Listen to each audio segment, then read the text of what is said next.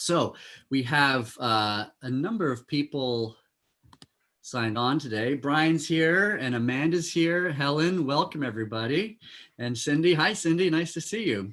So this is, okay, great. Hey, Brian, good. So I think, so let me just give a little bit of introduction to Peter and then we'll bring him on and we'll loop him into the conversation.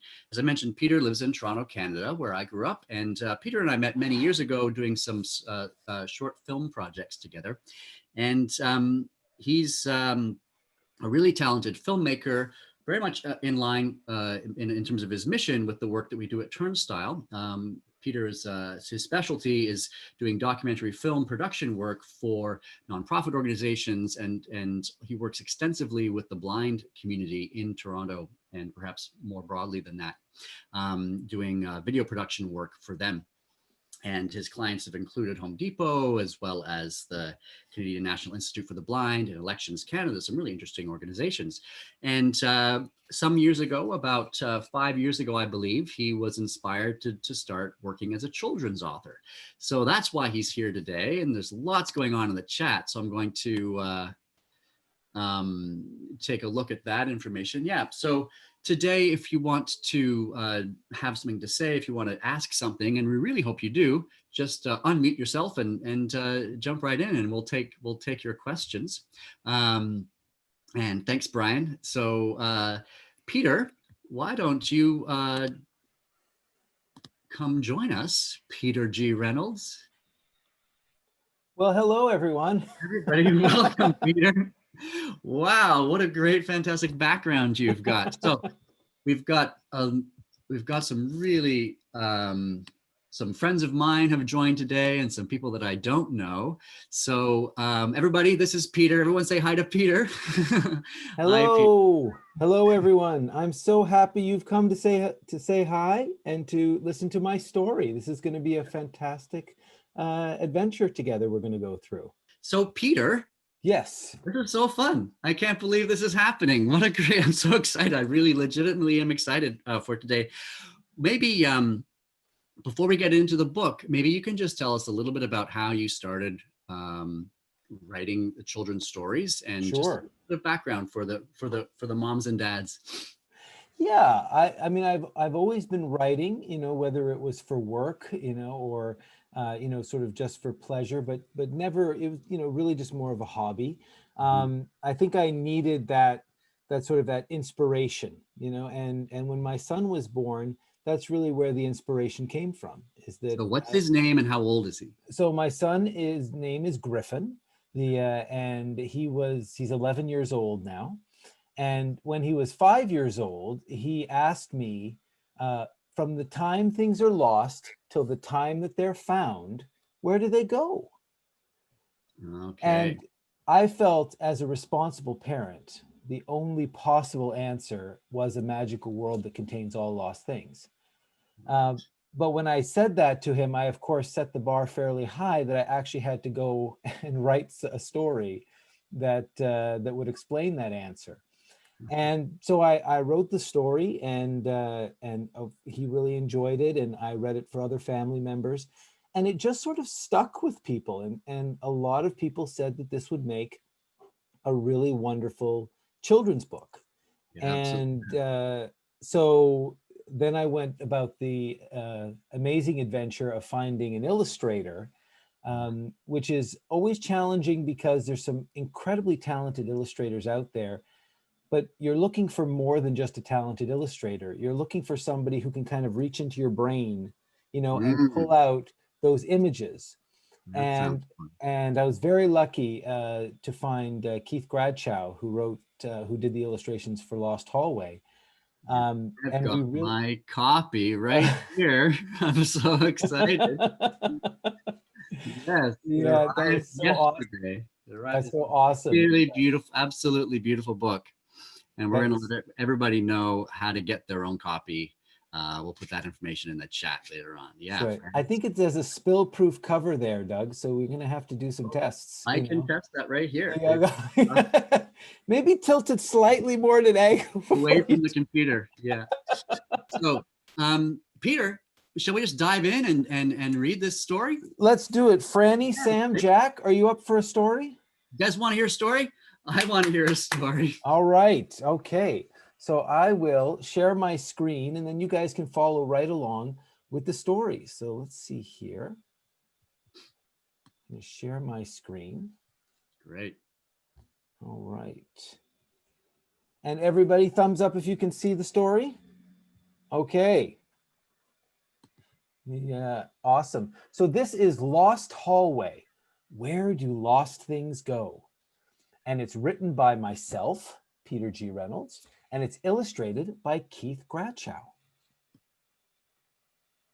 And it is I wrote this book for my wife, Catherine, and my son, Griffin. Griffin was sad, so terribly so. Did my dog run away? Where did my ball go? You see, Griffin had lost them. They were nowhere around. He searched and he searched, but they couldn't be found. Now, Griffin's a child, so he couldn't know that all lost things have just one place to go. Gloves, socks, a young person's way, all can be found where? In the lost hallway. Whoa. It's a strange sort of place, this hallway, they say. It goes on forever. Well, forever less a day. It holds all the things you can't seem to find. Its rooms are just bulging with things of all kinds. Rooms filled with keys. Rooms filled with pets. Rooms filled with stinky socks. And even lost bets. Rooms filled with phones. And rooms filled with hair. Hey, that's where Doug's went. It's right over there.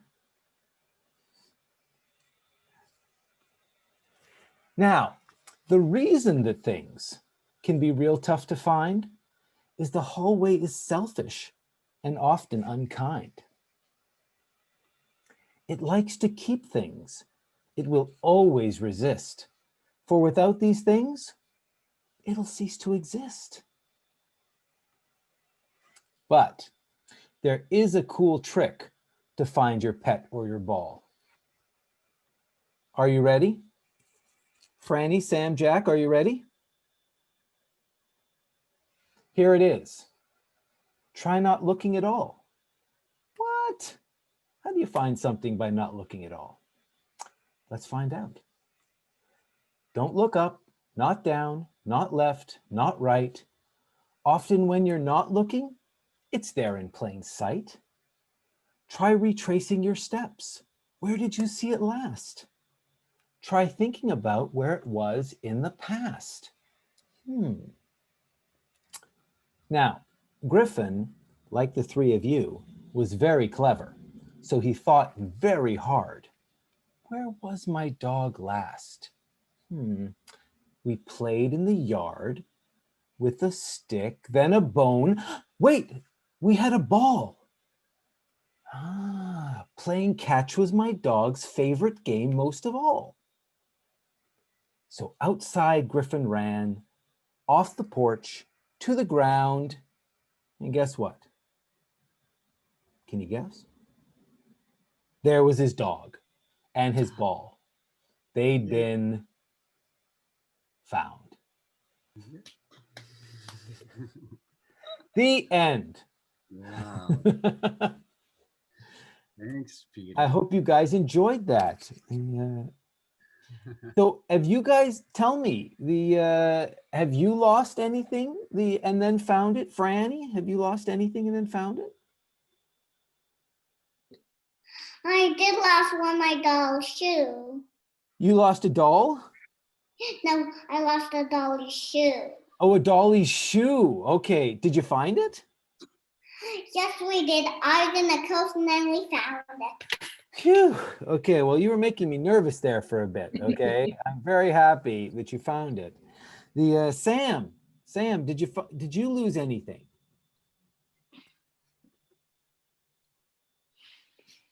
I can't hear you, Sam. I'm gonna put my ear really close to the thing. Hear us? Can you hear us? Yes. Sam, say again. Can you speak a little What did you lose, Sam?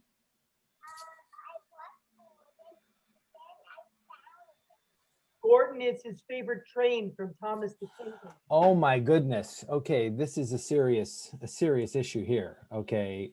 Did you find it, Sam? Where did you find it? Where was it? Okay, okay. You had me going there for a second, Sam. Okay, don't do that to me. All right, you found it. Thank goodness. Okay, Jack. Jack, have you lost anything? I lost everything. Everything.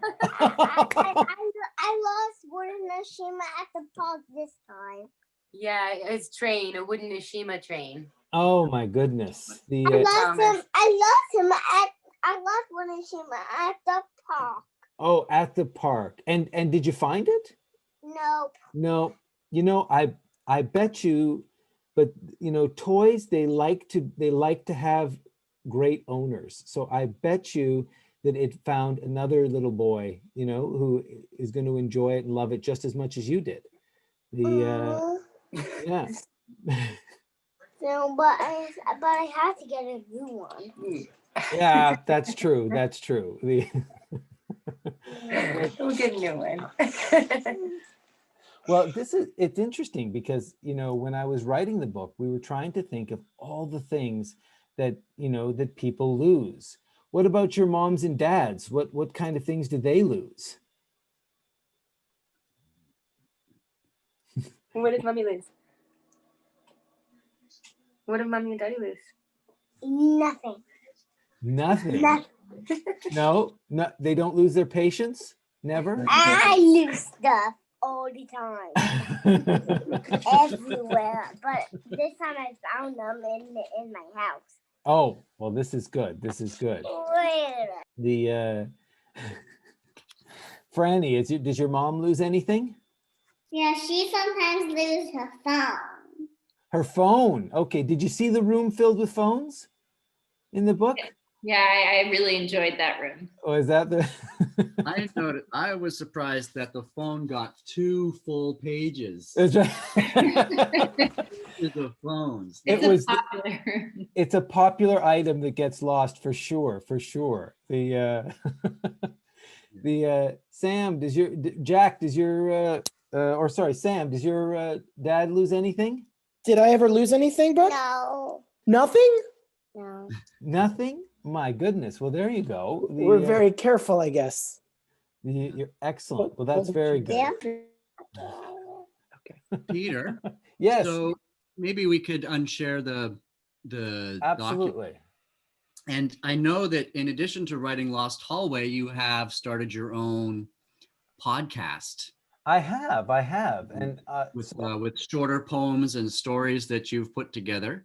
absolutely. And So what are some of your favorite stories or poems from that series? So I started writing that because I had all these little orphan stories that were sitting on my computer that nobody was hearing. No little boys and girls were hearing. And I thought, maybe if I did a podcast, I could get those stories out. So I'd love it if you guys would like to hear some of these very short stories. Would you guys be up for that?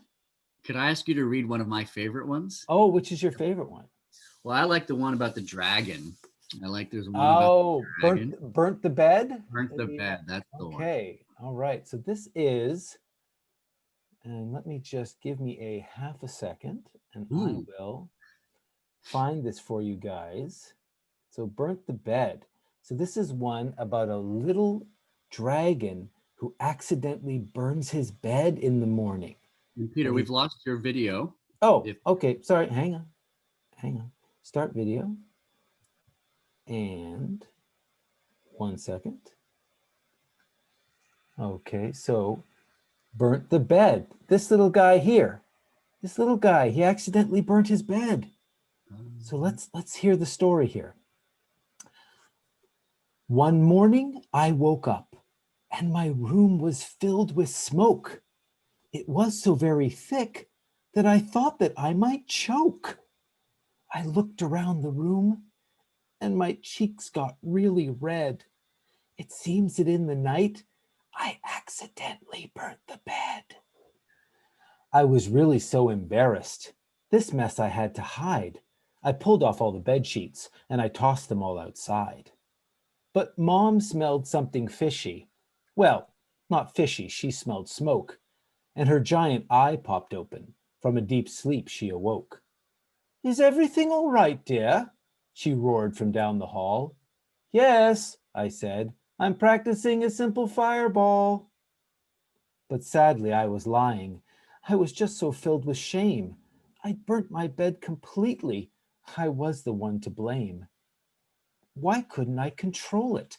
What's going on with me? I'm too old to burn the bed. I am 103.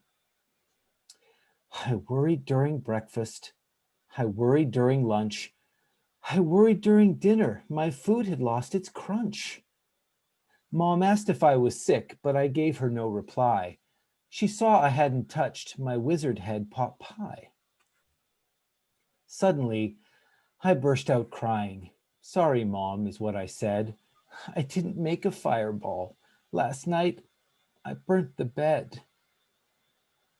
I waited for her anger, but to my great surprise, all she did was hug me tightly and wipe my teary eyes. There's no need to say you're sorry, she whispered in my ear. Lots of dragons burn the bed. This is not something to fear. Then she told me a secret, one she'd never told before. I used to burn the bed till I was 204. From then on, I felt much better, knowing I was not to blame. Lots of dragons burn the bed. There is no need to feel shame. And I also learned a trick.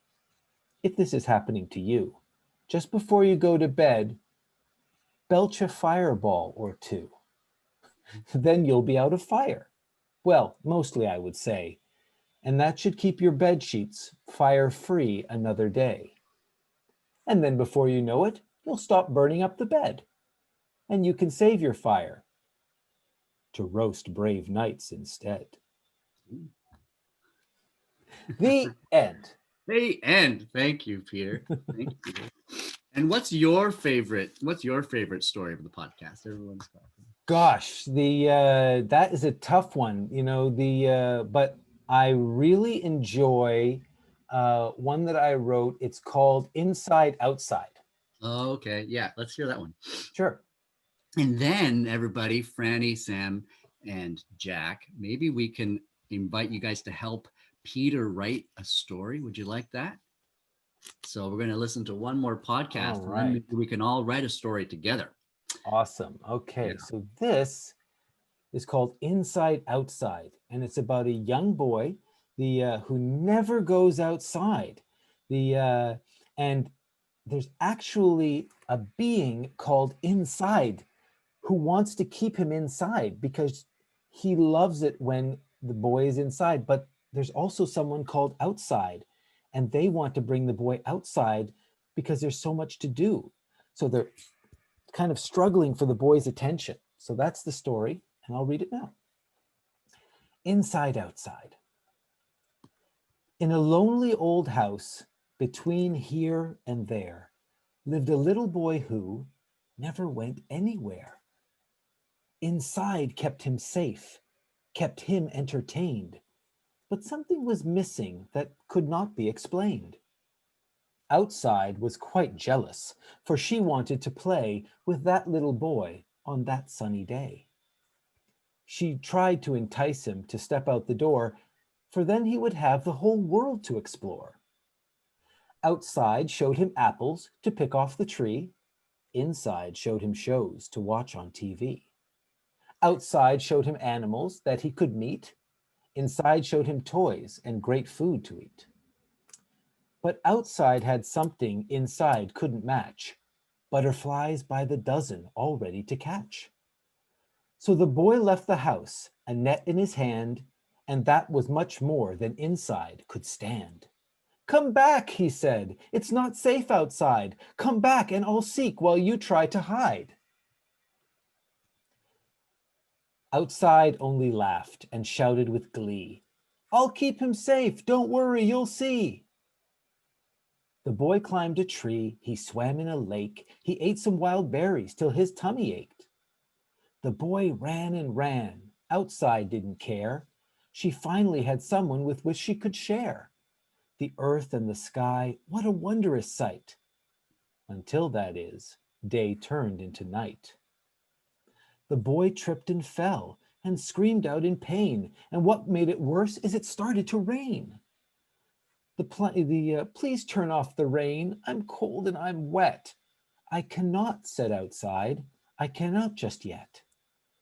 The plants need to drink, the rivers must swell. If I interfere, nature won't take it well. And as if on cue, they both heard a growl, followed too closely by a frightening howl. The boy started to panic. Inside was right, outside was dangerous this late at night. Where could he go? What could he do? He was too far from home, yes, that much was true. Then, from a dark shadow, they both heard a voice. Hurry this way. They both had no choice. They followed the voice and discovered a cave. The boy went in first because he was quite brave. Inside sat inside, the cave warmed by flame. Outside stayed outside because of her shame. What were you thinking? Inside was quite mad. Outside slinked away, she was feeling quite bad. But secretly, inside was feeling quite scared. To get the boy home, he was not prepared. He knew nothing of rain, he knew nothing of snow, he knew nothing that wasn't inside, you know. But he did know something, he did know someone who did know the way. So he shouted, wait, outside, won't you please stay? So inside and outside shook hands on that day. Well, they kind of did in their own special way. Outside looked for danger and which way was best. Inside found them shelter when they needed to rest. And together they helped the boy to get home. And from that day on, they were never alone. Sometimes they'd switch places, just on a whim, where inside went out and outside went in. Inside went all places from mountains to sea. It was the very first time he'd felt totally free. And outside enjoyed the cozy embrace of four walls and a roof in her own private space. And the boy was so happy that they'd made amends, for now the boy had two very good friends.